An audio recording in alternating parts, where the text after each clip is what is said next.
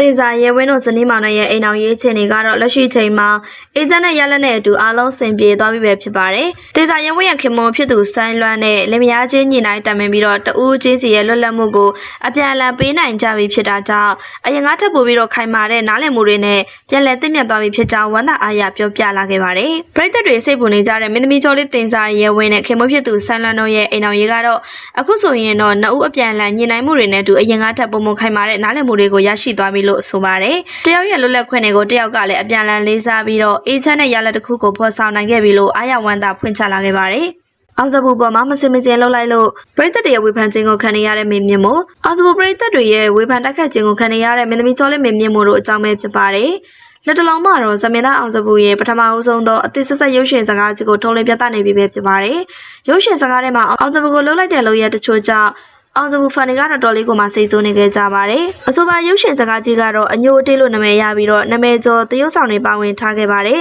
။နောက်ပိုင်းမှာတော့နာမည်ကြီးမင်းသမီးတက်လက်အကယ်ဒမီမင်းမြင့်မို့နဲ့ပါတွဲဖက်သရုပ်ဆောင်ထားခဲ့တာပါ။အောင်စပူကိုအားပေးကြတဲ့ပရိသတ်တွေကတော့သူတို့ချစ်ခင်အားပေးကြတဲ့အောင်စပူကိုဇမင်းသားတစ်ယောက်အနေနဲ့မဟုတ်ဘဲနဲ့သရုပ်ဆောင်မင်းသားတစ်ယောက်အနေနဲ့ပါပထမဆုံးတွေ့မြင်ရတော့မှမို့အားလုံးကတော့ရင်ခုန်စောက်စားနေကြတာပါ။ဇမင်းသားကျော်လေးအောင်စပူကတော့သူ့ရဲ့စံတိုင်းပဲဇသမင်လောကရောရုပ်ရှင်လောကမှာပါအောင်မြင်မှုများစွာစုခုနိုင်သူလည်းဖြစ်ပါတယ်။ဇသမင်လောကထဲမှာလည်းအညစ်မင်းသားတစ်ယောက်အနေနဲ့ယက်တည်နိုင်ခဲ့ပြီးအခုလက်ရှိမှာတော့ရုပ်ရှင်ဖွဲ့စည်းကပါခေါင်းဆောင်မင်းသားနေရာကနေခေါ်ပြီးတော့ရိုက်ကူးလာတဲ့အထိရုပ်ရှင်လောကထဲမှာယက်တည်နိုင်ခဲ့တာလည်းဖြစ်ပါတယ်။အညိုတေးဆိုတဲ့ရုပ်ရှင်စကားကြီးထဲမှာဇက်ရုပ်အလိုက်အိုက်တင်တွေကတော့အရန်ကိုပြည်ပြင်းလွန်တာကြောင့်ကြည့်ရှုသူတွေပါမျက်ရည်ကျစေတဲ့အထိသရုပ်ဆောင်ကောင်းလုံးတယ်လို့သိရပါတယ်။ဇက်သမင်လောကမှာအငိမ့်မင်းသားအဖြစ်ရက်တည်လာခဲ့ပြီးနောက်သရုပ်ဆောင်ဘက်ကိုရောက်ရှိလာတဲ့ချိန်မှာလည်းအများကတော့အားအောင်လောက်အောင်သရုပ်ဆောင်ချက်တွေကကောင်းလုံးနေတာလည်းဖြစ်ပါတယ်။ဒီလိုမျိုးစူးစမ်းအထောက်မှုတွေကြောင့်ပဲအောင်စပူရဲ့ပထမအဆုံးကယုံတင်တဲ့ချိန်မှာတင်တနိုင်ငံလုံးကပရိသတ်တွေကတော့တိုးတိုးကြိတ်ကြိတ်နဲ့အားပေးခြင်းခံခဲ့ရတာကြောင့်ဝဘကွယ်အောင်မြင်နေခဲ့ပါတယ်